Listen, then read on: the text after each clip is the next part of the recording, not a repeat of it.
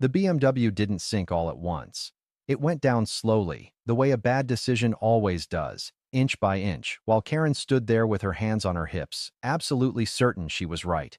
She was not right. She had never been right. And now her car was gone, and so was any chance of pretending otherwise. The house at the end of Millbrook Road had belonged to Delia Voss for 11 years. She had bought it when the road was still unpaved past the second bend, when the nearest neighbor was a quarter-mile away and the only sounds at night were wind through the pines and the distant bark of Hendrix's old hound dog.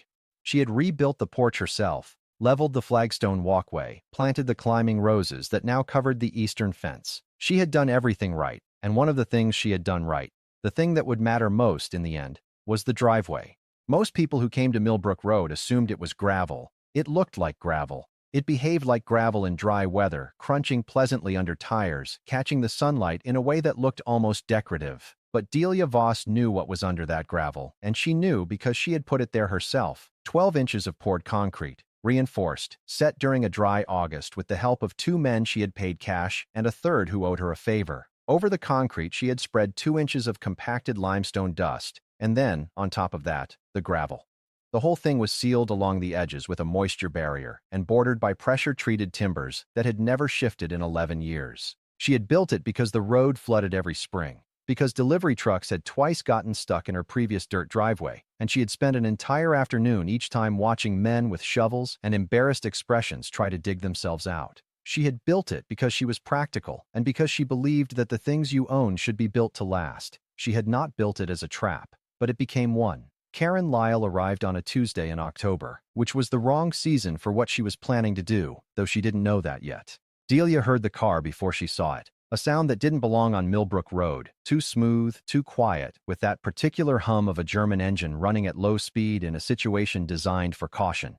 She looked up from the seedbed she was turning at the side of the house and watched a white BMW X5 come around the bend at the far end of the driveway, moving at a pace that suggested its driver had made a decision and was not in the business of reconsidering. The driver's side window came down. The woman inside was perhaps 45, though she dressed as though she believed she had successfully argued the universe into thinking she was 38. Her hair was the kind of blonde that costs real money, and her sunglasses were pushed up on her forehead in a way that suggested they were a prop rather than a tool.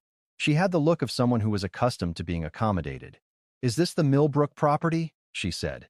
Delia set down her trowel. "It's my property, yes. I'm here to look at the lot." "What lot?" The woman, Karen, though Delia didn't know that name yet, tilted her head the way people do when they suspect they're being made to work harder than necessary for simple information. "The adjoining lot. I spoke with someone at the county office. They said the access point was through this driveway." "They were wrong," Delia said. "The access point for the Hennessy parcel is through the service road on the other side of the ridge. This driveway is private property." "Well, it's a driveway. I just need to drive through." "No." Karen looked at her for a moment. Then she looked at the driveway, which continued past the house and through a wooden gate toward the back of the property. Then she looked back at Delia. "I'll only be a minute." "You'll be no minutes," Delia said, "because you won't be going through." This was not what Karen had prepared for. She had prepared for inconvenience, maybe. She had prepared for a conversation that required patience on her part, the kind of patience that felt faintly heroic because it was directed at a person who did not immediately understand what was being asked of them. She had not prepared for a flat refusal delivered by a woman in garden boots who was not the slightest bit interested in being managed. "I'm trying to purchase that parcel," Karen said, with the particular weight of someone who believes that real estate ambition is a form of civic virtue. "I've been working with an agent for 3 months. This is a legitimate visit."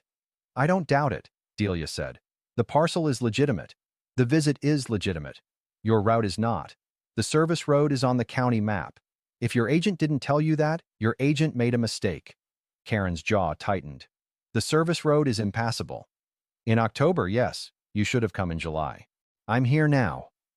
"You are," Delia agreed, "on my private driveway, which you'll now need to reverse out of." There was a pause. It was the kind of pause that contains a calculation, not of facts, but of will. Karen was doing the math on how serious this woman was, and whether the seriousness was the kind that could be worn down by persistence or the kind that had concrete underneath it. She had not yet understood the metaphor was also literal. "Look," Karen said, lowering her voice to a register she probably used in boardrooms, something warm and conspiratorial that implied the two of them were really on the same side if they would just drop the performance. I'm not going to damage anything. I just need to go through, take a look at the parcel, and come back out. 5 minutes, 10 at the most. The answer is no. I could compensate you for your trouble. Delia picked up her trowel. Reverse out of my driveway. This is ridiculous. It is what it is.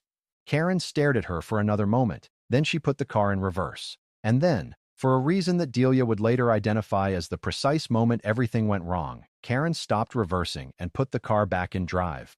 I'm going through, Karen said, and she said it the way people say things when they have decided that their own determination is sufficient authorization for whatever they're about to do. Delia said very clearly, don't. Karen drove forward. The first 20 feet were fine. The gravel crunched, the car rode smooth, the path ahead looked open and navigable. Karen reached the halfway point, the section of the driveway that ran along the eastern side of the house, shaded by the maple grove, out of the sun for most of the day, and that was where the surface changed. October in upstate New York means rain. It means 2 weeks of rain, specifically, the kind that saturates the air and collects in low places and turns anything that isn't perfectly sealed into a sponge. The maple grove shaded the section of the driveway well enough that the surface never fully dried out after the previous week's rain. The gravel on top was damp, the limestone beneath the gravel was wet, but the concrete under the limestone was fine, because concrete doesn't care about water. None of that mattered. Because the BMW, which was a 2021 X5 with the adaptive air suspension package and a curb weight of just over 5,000 pounds, hit the wet gravel at the wrong angle, and the rear end began to slide. Karen overcorrected. The rear wheels went off the gravel and onto the soft shoulder, which was not concrete, which was not limestone, which was not anything except 11 years of accumulated leaf matter and rain-softened clay. The wheels spun, the car dipped, the rear axle dropped 4 inches in a single second, and then the car stopped moving. Delia watched this happen from the side of the house, trowel still in her hand, with an expression that anyone who knew her would have recognized as the face she made when she had predicted something and the prediction had come true. It was not a satisfied face, exactly. It was the face of a woman who had said don't and had not been listened to, and was now dealing with the consequences of that, and who was already thinking about what came next rather than what had just happened. What came next was Karen getting out of the car. She stood in the damp gravel and looked at the rear wheels, which were buried to the rim in clay. She looked at the house, she looked at Delia, and for one brief, transparent moment, her face showed something real. Not anger, not calculation, but the specific panic of someone who has just realized they have made a serious mistake and has no idea how to reverse it. Then the mask came back. "You're going to need to call someone to help me out," Karen said. Delia walked over slowly. She looked at the rear of the car. She looked at the clay. She looked at the maple grove, which was dripping with residual moisture, and at the sky, which was putting together its case for another round of rain. "No," Delia said. "Excuse me? I'm not calling anyone." Delia looked at her. "You drove through my private property after I told you not to. Your car is stuck in my yard. That's your situation to solve." Karen's voice went up half a register. "You can't just leave me here. I can leave you wherever I like. It's my property." Delia turned back toward the house. "You're welcome to call a tow company. I'll give you the address so they can find the place." A tow company. Karen said it as though the concept were vaguely foreign. "Do you know what that will cost?" "More than listening to me the first time," Delia said, and went inside. The tow company arrived an hour and 40 minutes later. The driver was a man named Breckett, who had a face like a man who had seen every version of this situation before and had feelings about none of them. He walked around the car, crouched down, looked at the clay, looked at the angle of the axle, and stood up. "She's settled," he said. "Can you get her out?" Karen asked. "I can get her out today, yeah. But you see this here?" He pointed at the rear quarter panel, which had made contact with the pressure-treated timber border of the driveway when the car slid. "That's going to be a body shop situation." Karen looked at the dent. It was not small. "And the undercarriage," Breckett continued, crouching again, "has picked up some damage from the drop. Probably axle housing. Can't tell you how bad until a mechanic looks at it, but I wouldn't drive it far." Karen stood very still. Delia had come back outside and was sitting on the porch with a cup of coffee, watching in a way that was technically not watching. She was looking at the tree line, or she appeared to be. It took Breckett 35 minutes to extract the car. He used a winch and 2 pieces of boarding, and a great deal of careful maneuvering. And when the BMW finally emerged from the clay, it made a sound that no BMW should make, a low grinding complaint from the rear that suggested the axle damage was real. Beckett handed Karen a slip. She looked at it and then looked at Delia. "I want your insurance information," Karen said. Delia looked up from her coffee. "Why?" "Because your driveway damaged my car." "My driveway didn't damage your car. You drove through my private property after I explicitly told you not to. You damaged your own car." "There was no signage." "There was me," Delia said, "telling you directly. That's better than a sign." "I'll call my lawyer." "That's your right. I'll sue you for the damage." Delia set down her coffee cup on the porch railing with a quiet, definitive click. "Karen," she said. She had heard the name from Beckett, who had asked it for his invoice.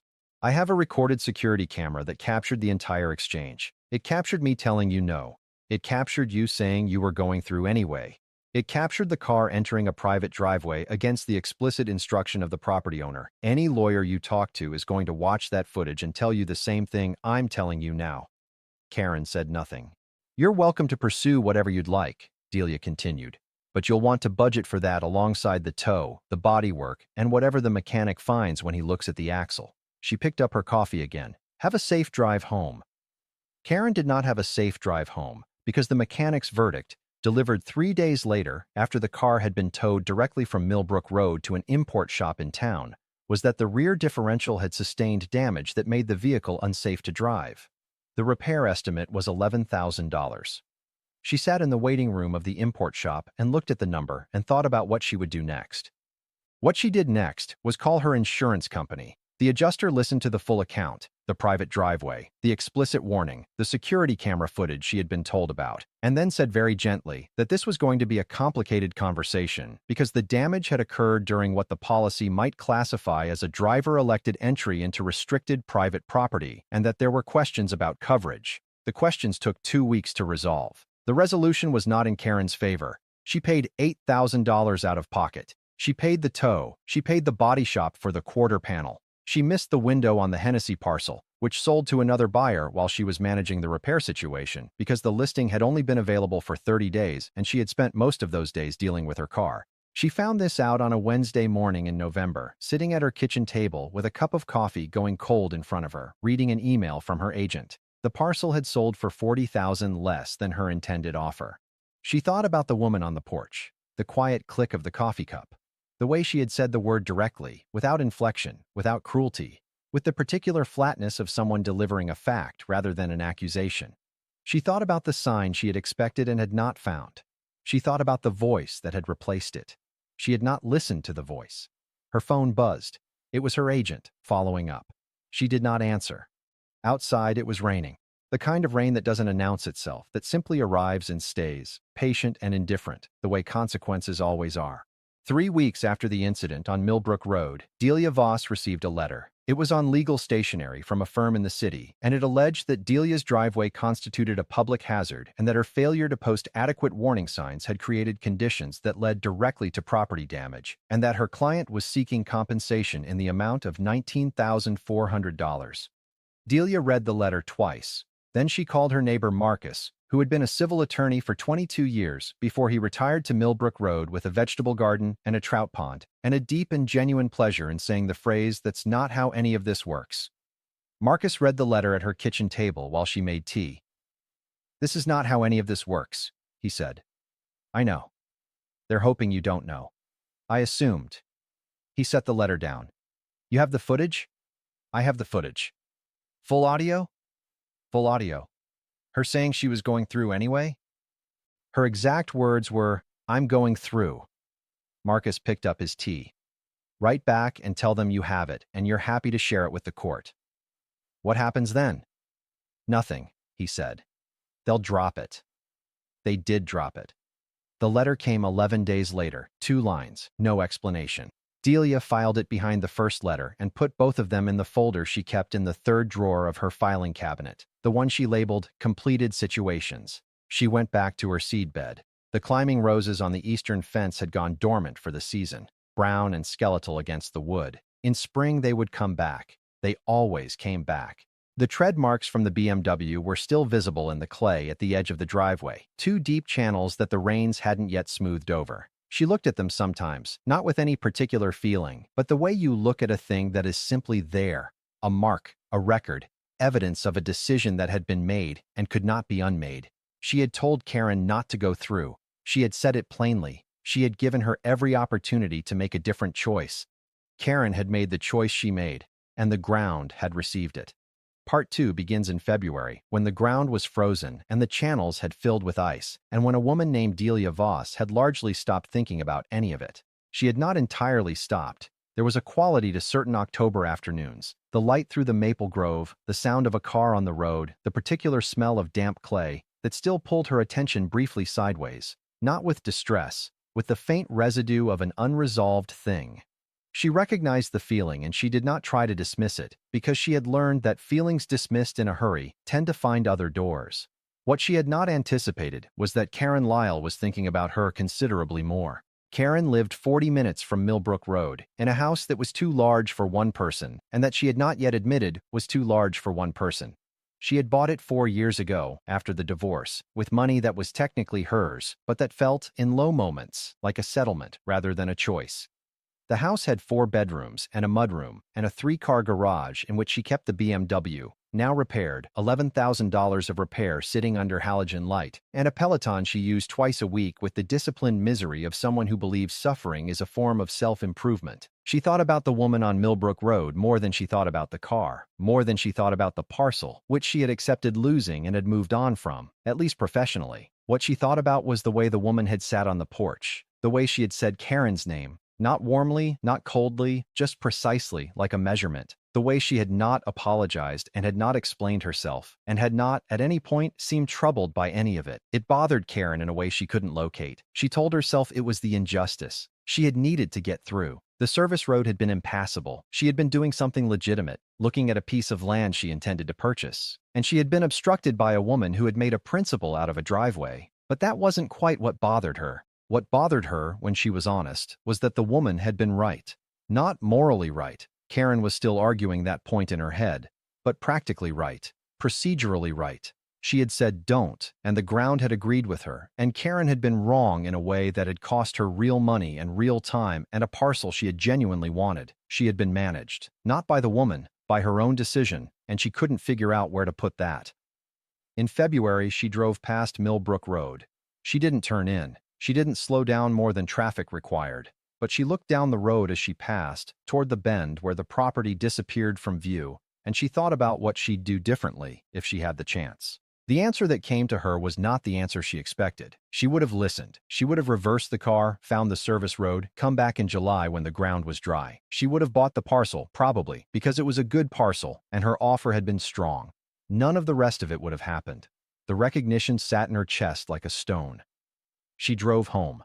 In March, Karen's agent called with another listing. Adjacent county, not far from the first parcel, 20 acres with creek access and a structure that could be renovated. Karen listened to the details and said she'd think about it, and then said she'd look at it, and then said, "When's the earliest I can see it?" The access, her agent told her, was straightforward. County road all the way to the gate. She drove out on a Saturday in early spring. The road was clear, the gate was unlocked, the 20 acres were mostly what the listing said they were. Good land, slightly overgrown, with a creek that ran clean and cold along the south boundary, and a structure that was better described as a shell than a cottage, but that was structurally sound. Her agent walked beside her, pointing at things with the particular enthusiasm of someone who needs a commission and has decided this is the property that's going to provide it. Karen was half listening. She was looking at the land. It occurred to her, standing in the wet grass near the creek, that she had been thinking about land the wrong way for years. She had been thinking about it as something to acquire, to develop, to add to a portfolio that would prove something to someone. To the ex-husband, maybe, or to the woman on Millbrook Road, or to the version of herself that had grown up in a house with a yard barely large enough for a picnic table and had spent the subsequent decades compensating. The creek didn't care about any of that. It ran where it ran. It had been running there long before Karen Lyle had any opinions about property rights, and it would run there long after. She bought the parcel, not because it proved anything, not because it was the most strategic move, because she stood by the creek for 20 minutes while her agent talked about permit timelines, and she felt, for the first time in months, like the ground was not in opposition to her. She did not tell anyone what had changed. She didn't know how to describe it without the story that preceded it, And she wasn't ready to tell that story yet because telling it required acknowledging something she was still working through. What she was working through was this. She had treated Delia Voss as an obstacle. She had looked at the driveway and looked at the woman and decided that the most efficient path through the obstacle was persistence.